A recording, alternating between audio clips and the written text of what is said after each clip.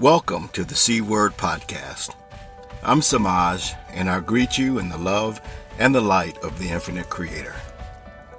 Don't let the name fool you. The C, as you will find, is all about you. What we desire to do here is create a conversation around my book, The C Word, and some of the principles behind it, to lead you, the seeker, on a journey of freedom. Freedom from limiting thoughts, borrowed beliefs, and false perceptions. A journey of self-truth. If you're already on a path, then it's to help bring clarity on the journey.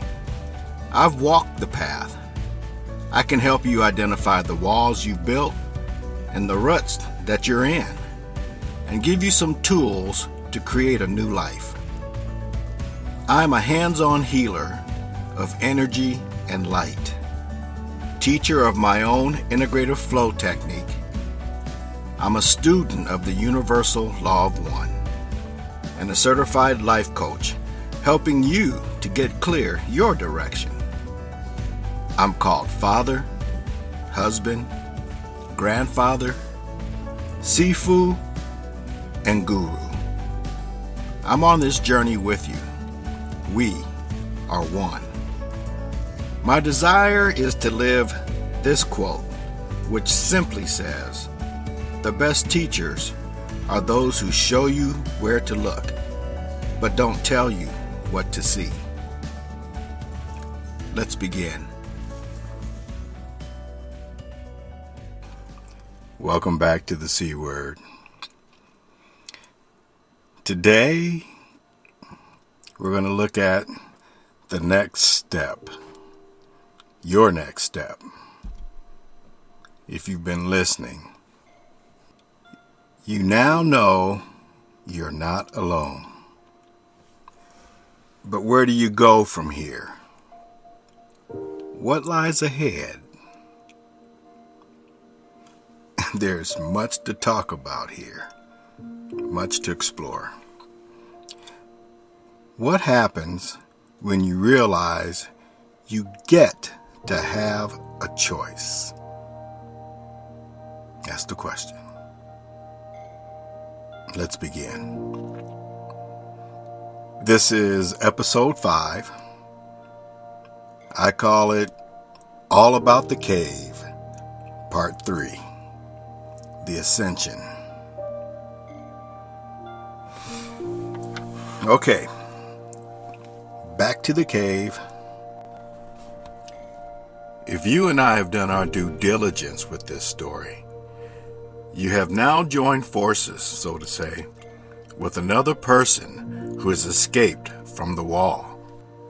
Now, as you take time to get to know this person, right, you find that although both of you were chained to the same wall and listened to the same first leader guy, and worshipped and feared the same shadow gods, you both came out with different experiences or perspectives on life on the wall.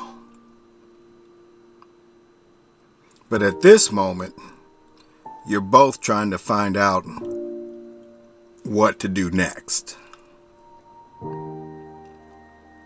And you find that there are some things to consider, from at least 2 perspectives.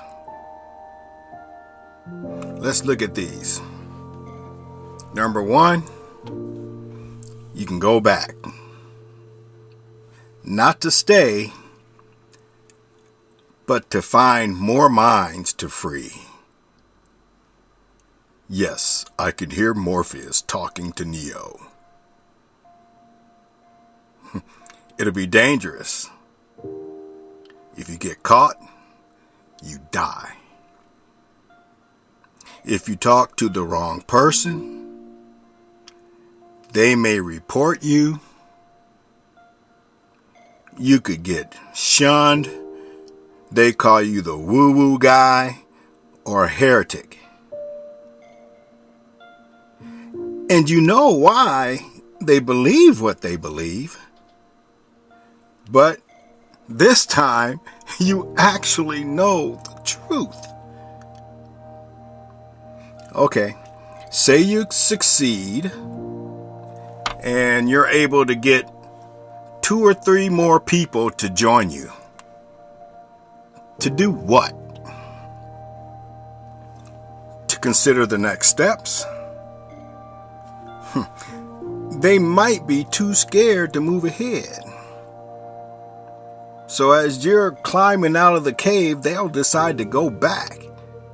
And then they get caught by the robed people.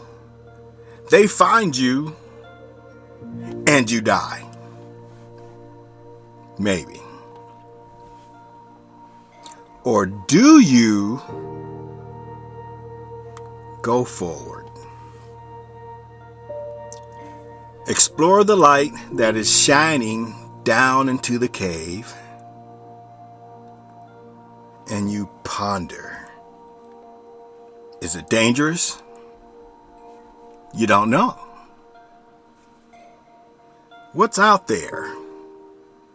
Are there more of those robed people and fake shadow gods? You don't know.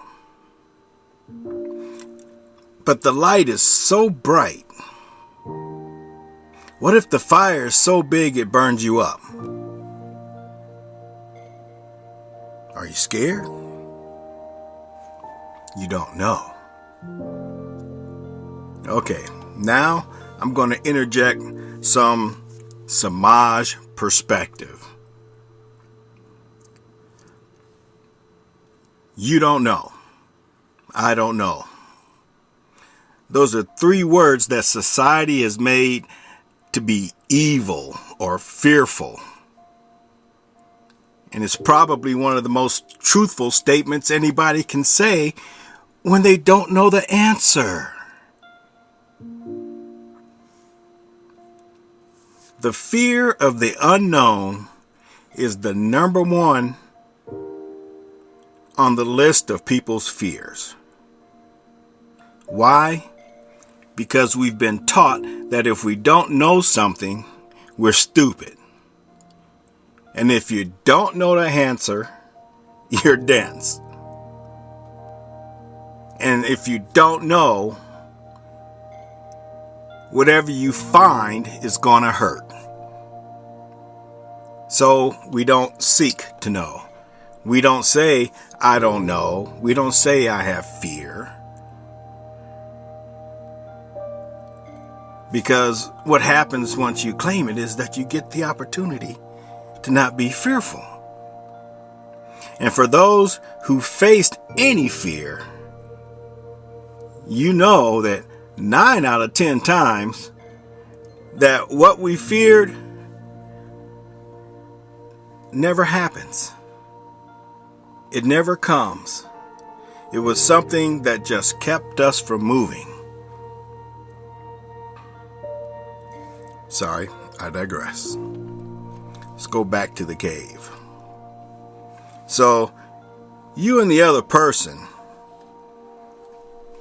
you look at each other and you make this agreement that you've come this far and you can't turn around. And what you do share the same is the burning desire to know not just more, but more of the truth. How can you even speak the truth about that light shining in the cave unless you actually experience it? And if you die, so be it. You think to yourself, we are in Wonderland. And yes, we chose the red pill, damn it. Sorry, I couldn't help it. You decide to explore the light. You start the journey out of the cave. As you again ascend into the light, It's excruciatingly blinding. Your body hurts from the physical activity of climbing out of the past that's behind you. At the same time, your spirit is pushing you up and out into a new and brighter place. You and your new acquaintance exit the cave. No. I don't know what happens to them next. I do know they didn't die. After all, this is the allegory of the cave. And yes, it is all speculation or hypothesis, if you will, on the part of the great thinker Plato. But now that you know the story, how real is it for you? You're standing at the crossroad. Would you go back to what was or keep moving? Have you ever listened to anyone that you think may have been outside the cave? Well, you have now. Is it really that crazy? Have you been, or are you afraid of being shunned for what you're discovering about your shadows? Well, let me tell you again, and I really want this to sink in. You're not alone. There's a lot of us out there. Again, let me speak from my own experience. Climbing out of the cave, the past, your old relationship, whatever's holding you down and you're climbing out of it, it's going to hurt. It's going to be painful. And it's constantly going to challenge what you learned from your shadows, or your parents, or your friends, or what you read on social media. The truth is going to make you grow. The thing about it is that you do get to choose for yourself what you want to live by. I'm not talking about being rebellious. I'm talking about being an adult. I'm talking about making a choice and living out the consequences that come. Because you see, maybe you've heard this somewhere before. Absolutely nothing is anything until you decide that it's something. The action is in the deciding. Till next time, this is Semaj, and I leave you in the love and the light of the infinite Creator. Go forth, therefore, and really rejoice in the power and the peace of the one infinite Creator. Peace. Namaste. That wraps it up for today's episode. I appreciate you all for listening and watching this podcast. It matters to me. If you'd like to go deeper on any topic, we have additional resources linked in the show notes.